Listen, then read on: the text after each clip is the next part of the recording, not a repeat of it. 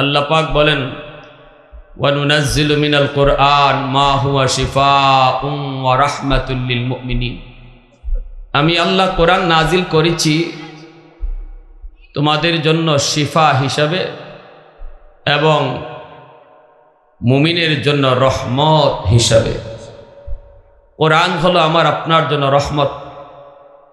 এজন্য যে ঘরে কোরআন তেলাওয়াত হবে এই ঘরে রহমত নাজিল হবে। যেই সমাজে কোরআনের প্রতিষ্ঠান মাদ্রাসা থাকবে এই সমাজে রহমত নাজিল হবে। যেই দেশে উলামায়ে কেরামের কদর থাকবে ওই দেশের উপরে আল্লাহর রহমত থাকবে। প্যারে হাজিরিন, রাসূল করিম তার হাদিস শরীফে বলেন, তোমরা জানো না উলামায়ে কেরামের উসিলায়, মাদ্রাসার উসিলায়, কোরআনের আওয়াজের উসিলায় আল্লাহ যে জমিন টিকায় রাখছে। আল্লাহ পাক রহমত বরকত যে আমাদেরকে প্রতিনিয়ত দান করছে, এই কথাটি তোমরা যদি নাও বুঝো, আসমান জমিনের আর যত মাখলুক ওরা ঠিকই বুঝে। যেরকম সুবহানাল্লাহ। একটা ছোট্ট বাচ্চা আজকে যারা পাগড়ি নিল, আজ যারা পাগড়ি নিল কোরআনের হাফেজ হইয়া, অথবা যারা মাদ্রাসায় পড়তেছে এখনো পাগড়ি পায় নাই, পাবে, এই ছোট বাচ্চাটার কদর, এর মূল্য, এর দাম মায়ার নবী বলেন গর্তের পিপিলিকাও জানে, পানির নিচের মাছেও জানে।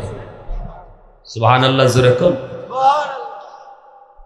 24 ঘন্টা ওরা আল্লাহর কাছে আলেমদের জন্য, তালেবে এলেমদের জন্য দোয়া করে, আল্লাহ সমাজে উলামায়ে কেরামের হায়াত বাড়ায় দাও, ঘরে ঘরে হাফেজ তুমি তৈরি করে দাও, সমাজে সমাজে মাদ্রাসা তৈরি করে দাও। কেন?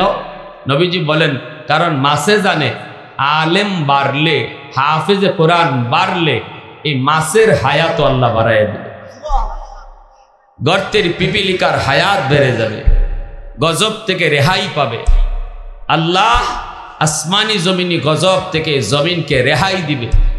এজন্য নবীজি বলেন ওরা 24 ঘন্টা আল্লাহর কাছে দোয়া করে। শামসুল হক ফরিদপুরি রহমতুল্লাহি আলাইহির একটা ঘটনা বলি, একটু মনোযোগ দিয়ে শুনেন। এখানে পীর হুজুর রহমতুল্লাহি আলাইহি, শামসুল হক ফরিদপুরি রহমতুল্লাহি আলাইহি, ইনারা ছিলেন দারুল উলুম দেওবন্দের সূর্য সন্তান। ওনাদের উস্তাদ কুতবুল আলম শৈখুল ইসলাম হুসাইন আহমদ মাদানী রহমতুল্লাহি আলাইহি, মোহাম্মদুল্লাহ হাফিজ হুজুর রহমতুল্লাহি আলাইহি সহ এই তিনজন একসাথে ছিলেন। শামসুল হক ফরিদপুরি রহমতুল্লাহি আলাইহি তিনি ঢাকা আসলেন, ঢাকা মাদ্রাসা করলেন, দেশেও করলেন। ইনি একবার ঢাকা থেকে ওনার গ্রামে যাবেন, গ্রামে যায় নৌকায় উঠলেন। এই নৌকা ঘাটে ঘাটে লোকজন নামায়া হুজুরকে হুজুরের ঘাট পর্যন্ত পৌঁছাবে। লোকজন হুজুরকে চিনল, হুজুরকে সম্মান জানালো, মাঝিও হুজুরকে চিনল,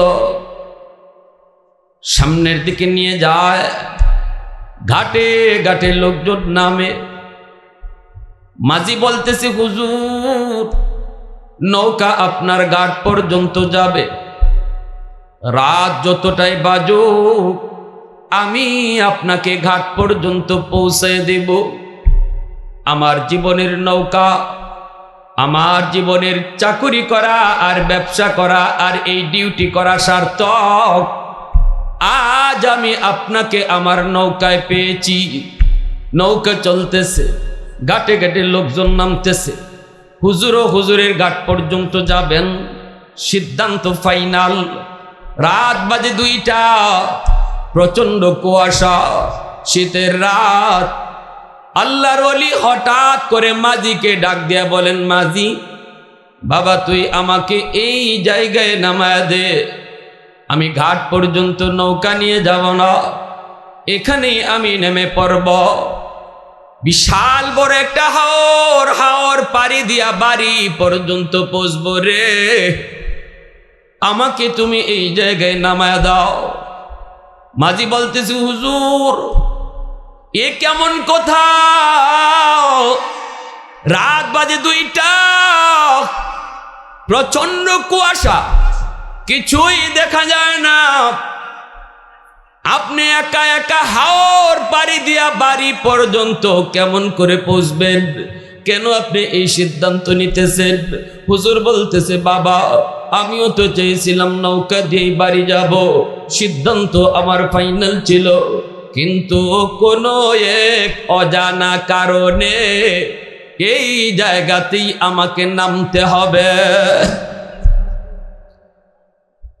মাঝি 12 পারক, মাঝিও কিছু বুঝে না, কেন হুজুর এই জায়গায় নামেন? মনে মনে সিদ্ধান্ত নিল, আমিও হুজুরের পিছনে পিছনে নামবো, আমিও দেখবো হুজুর কই যান, কেন তিনি এখানে নামলেন, অজানা কারণ, সেটা কোন কারণ? আমিও হুজুরের পিছনে পিছনে নামবো। হুজুরকে কিছু কয় না, কিন্তু হুজুরের পিছনে পিছনে মাঝিও নৌকা থেকে নেমে গেল। প্রচন্ড কুয়াশা, কনকনে শীত, রাস্তা কিছু দেখা যায় না। হুজুর নামলেন, মাঝিও হুজুরের পিছনে পিছনেই নামলো। হুজুর তো জানেন না, মাঝি তো তাকায় তাকায় হুজুরকে দেখতেছে, হুজুর কোন দিকে যান, কেন এই জায়গায় নামলেন? একটু পরেই তাকায় দেখে আমি নামাইলাম একজন, কিন্তু কিছুক্ষণ পরে দেখি তার ডানে বামে শত শত মানুষের আওয়াজ। ভয় পেয়ে গেল, কলিজায় পানি নাই, পানি নাই। কারো দিলের ভিতরে তখন পানি থাকার কোথাও না। এই মানুষগুলি এরা কারা? এদের পরিচয় কি গো? এরা কারা? হুজুরকে সম্মান দিয়ে দিয়ে সামনে নিতেছে, রাস্তা দেখায় দেখায় নিতেছে। মিনিস্টার মন্ত্রীকে যেইভাবে মানুষের সংবর্ধনা দেয়, এইভাবে হুজুরকে সম্মান জানায় জানায় ওরা রাস্তা দেখায় দেখায় নিতেছে। মাঝি পিছনে থেকে থেকে সব আর চোখে দেখতেছে। এইভাবেই বাড়ি পর্যন্ত পৌঁছে গেলেন, আর কোনো মানুষজন দেখা যায় না। সবাই এই পাশ ওই পাশ চলে গেল, অদৃশ্য হয়ে গেল। হুজুর মাত্র ঘরে ঢুকবেন, মাঝি কয়, আসসালামু আলাইকুম ওয়া রাহমাতুল্লাহ। হুজুর এইবার বলেন, বাবা, এ বাবা, তুই কোত্থেকে আসলি? কই হুজুর, আমি আপনার পিছনে পিছনে আসছি। কেন, কি জন্য? কই অজানা কারণ জানার জন্য। আল্লাহু আকবার, জোরে বল। অজানা কারণ জানার জন্য। হুজুর বলতেছে, তুমি কি দেখছো? মাঝি কয়, হুজুর আমি যে কি দেখছি, আমার কলিজায় কাঁপন এখনো যায় না। এই মানুষগুলি এরা কারা? এরা তো নৌকায় আপনার সাথে ছিল না, পারে ওঠার পর এতগুলা মানুষ কোত্থেকে আসলো? এদের কি পরিচয়? এখনো তো আমার কলিজায় ভয়। বলতেই হুজুর দৌড় দিয়া আইসে তারে বুকের সাথে বুক মিলায় বলতেছেন, বাবা রে, আমি সব তোর কাছে খুলে বলবো, কথা দে, আমার জীবদ্দশায় কারো কাছে তুমি এই কথা বলবা না। খাঁটি আল্লাহর ওলিরা কখনো নিজেদের কারামত মানুষের কাছে বলে না, এমনকি কাউকে বলতেও দেয় না। আর ভেজাল যত জায়গায় দেখবেন নিজেরটা নিজেই কয়, এমনকি নিজেরটা কওয়ার জন্য মানুষও রাখে। ঠিক কিনা, জোরে বলেন। কুতবুল আলম শাইখুল ইসলাম মাদানী রহমতুল্লাহি আলাইহি, ওনার জীবনে এমন একটা ঘটনা পাওয়া যায়, আল্লাহর ওলি যে কোনো কনফারেন্সে যেতেন, একটা গ্রামের মানুষ হুজুরকে দেখলে পরেই দূর থেকে আওয়াজ দিত, বাতা দেউঙ্গা, হুজুর কয়া দিমু কয়া দিমু কয়া দিমু। এই আওয়াজটা মাদানী রহমতুল্লাহি আলাইহির কানে পৌঁছা মাত্র ইনি দৌড় দিয়ে লোকটার কাছে চলে আসতেন, মানুষকে সরায়া দৌড় দিয়ে লোকটার কাছে আইসা বুকের সাথে বুক মিলাইয়া আদর করে বলতেন, নেহি বাতাও না, তুমি কারো কাছে কইও না। সুবহানাল্লাহ, জোরে কর, আরেকটু জোরে কোন সুবহানাল্লাহ। मैं तालिब मौला हूँ मेरे इश्क निराला, मैं तालिब मौला हूँ मेरे इश्क निराला, है जुमला जहां जिनके तजल्ली से उजाला, है जुमला जहां जिनके तजल्ली से उजाला, मादरुद जहां गैर खुदा यार नदारम, जुज याद खुदा ही दिगर कार नदारम, जुज याद खुदा ही दिगर कार नदारम। मोहब्बतेर साथे बोली अल्लाहु আকবার। একটু আওয়াজ দিয়া কন্যা যুবক আল্লাহু আকবার। আওয়াজটা শুনবে কে? আর একটু জোরে বলেন কে? ভাইরা বন্ধুরা, মানুষেরা জিজ্ঞেস করে, ভাইরে তুই কি কইতে চাও, কি তুমি বলতে চাও? লোকটা কই বলবো না। মানুষেরা জিজ্ঞেস করলেই কয় বলবো না, বলবো না। অবাক কাণ্ড, হুজুরকে দেখলেই কই কয়ে দিমু, আর মানুষেরা জিগাইলেই কই কইমো না। কি কথা? মানুষ জিগাইলেই বলে বলবে না। আল্লাহর ওলি কুতবুল আলম শাইখুল ইসলাম মাদানী আলাইহি রহমার যখন ইন্তেকাল হয়ে যুবক, তখন লোকটা মানুষকে ডাইকে বলতেছে, তোমরা কারা জানতে চাও গো? আসো, আমি কোন কথা বলতে চাই জেনে যাও। আল্লাহু আকবার।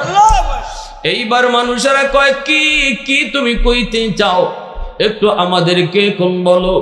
এইবার লোকটা বলতেছে, শোনো, আমি গঙ্গুর একটা বাড়ির পাশ দিয়ে যাচ্ছিলাম, রাত বাজে তখন 2টা 2:30।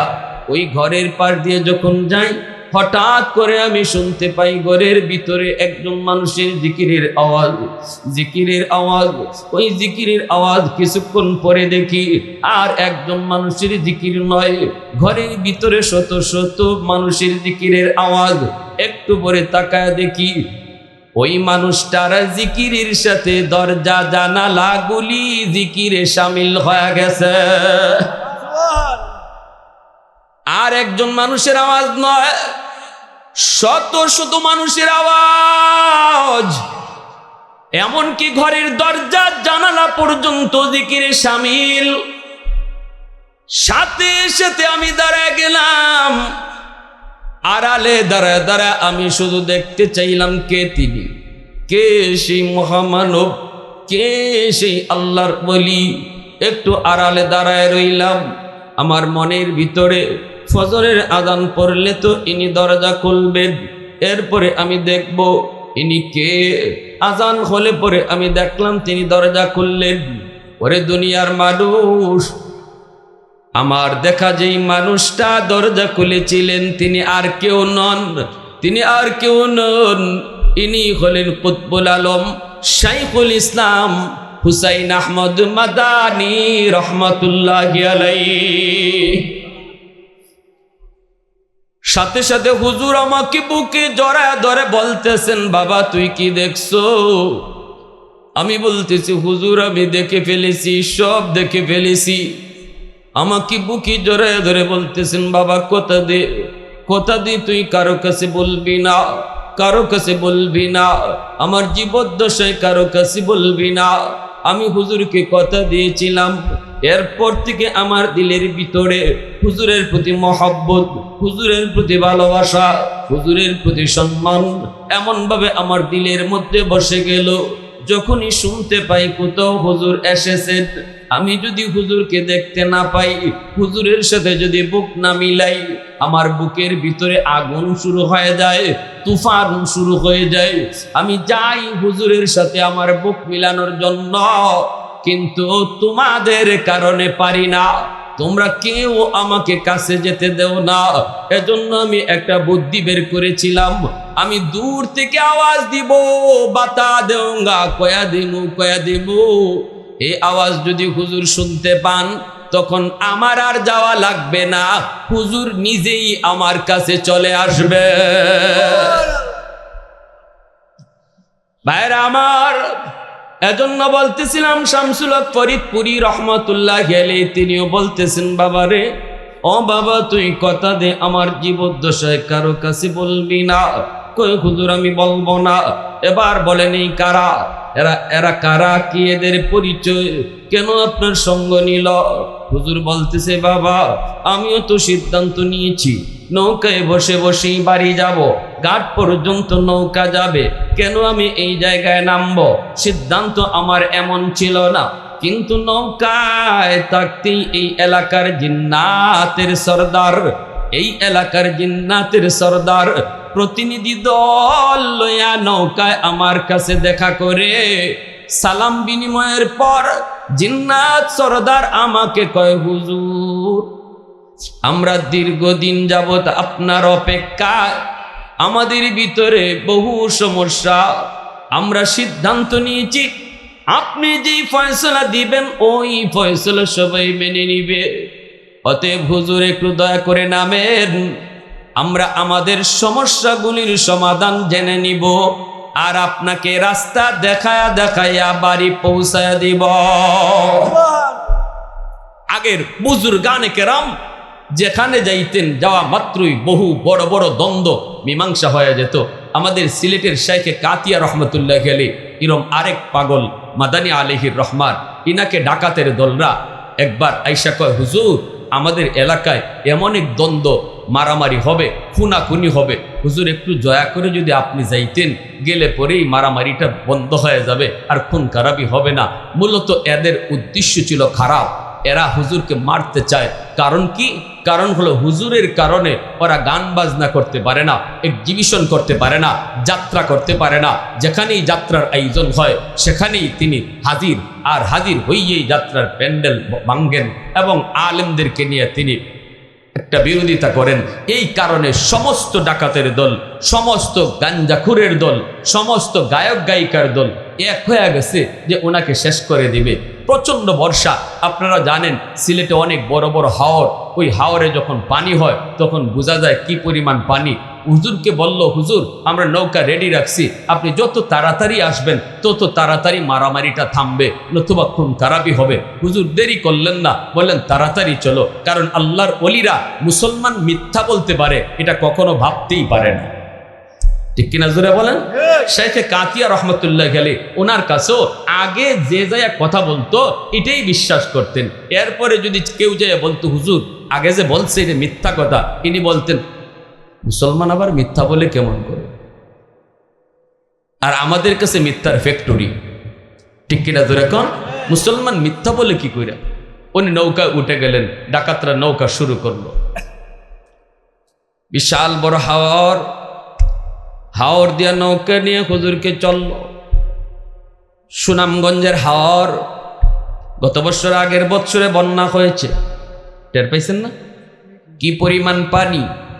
ওই সুনামগঞ্জের হাওর দিয়ে হুজুরকে নিয়ে যাচ্ছে, অত্যন্ত ভাটি এলাকা। হুজুর বলতেছেন বাবা তোমরা কোথায় যাও? ওই গ্রামে যেতে তো এত সময় লাগার কথা না। ডাকাতের দলকে হুজুর আর একটু অপেক্ষা করেন, এসে পড়েছি। হুজুর তো নৌকার ভিতরে জিকির করেন। হুজুরকে নিয়ে রওনা দে। হাওরের মাঝামাঝি যাইয়েই বলতেছে হুজুর আপনি প্রস্তুত হয়ে যান, আমরা ডাকাত, আমরা আপনাকে এনেছি খুন করার জন্য।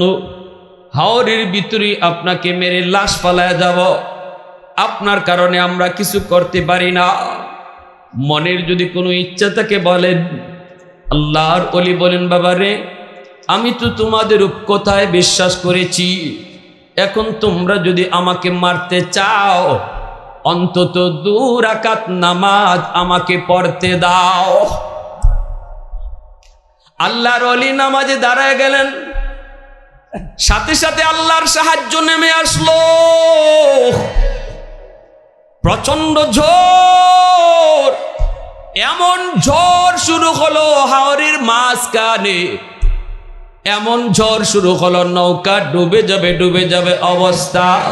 এইবার ডাকাতের দল কয় আগে তাড়াতাড়ি নৌকা সামলাও, নৌকা যদি এই হাওরে ডুবে হুজুর তো মরবে মরবে, আমরাও মরব, কুল কিনারা পাওয়া যাবে না, সাতরায় কোনো কুল কিনারা পাওয়া যাবে না, নৌকা তাড়াতাড়ি সামলাও, হুজুরকে পরে মারব পরে মারব। ওরা নৌকা সামলাইতে লাগলো। প্রচণ্ড ঢেউ, প্রচণ্ড ঢেউ, প্রচণ্ড বাতাস। এই অবস্থায় ওরা নৌকা সামলায়। আর আল্লাহর ওলি নৌকার ভিতরে তিনি নামাজে মগ্ন। একটু জোরে কন্যা সুবহানাল্লাহ, আর একটু জোরে কোন সুবহানাল্লাহ।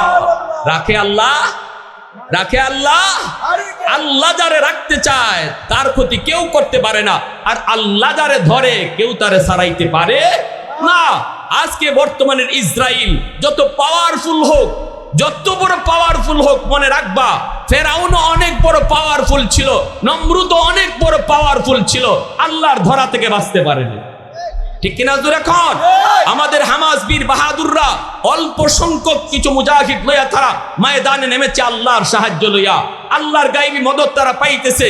ইসরায়েলের আয়রন রুন যেটা তারা রাখছে তাদের প্রতিরক্ষার জন্য, ওই আয়রন রুনে কাম করে না। মারতে চায় ওরা, মারতে চায় ফিলিস্তিন গাজার দিকে, তাদের মুম্বাই যায় আবার তাদের উপরে পড়ে। আল্লাহু আকবার জোরে খান।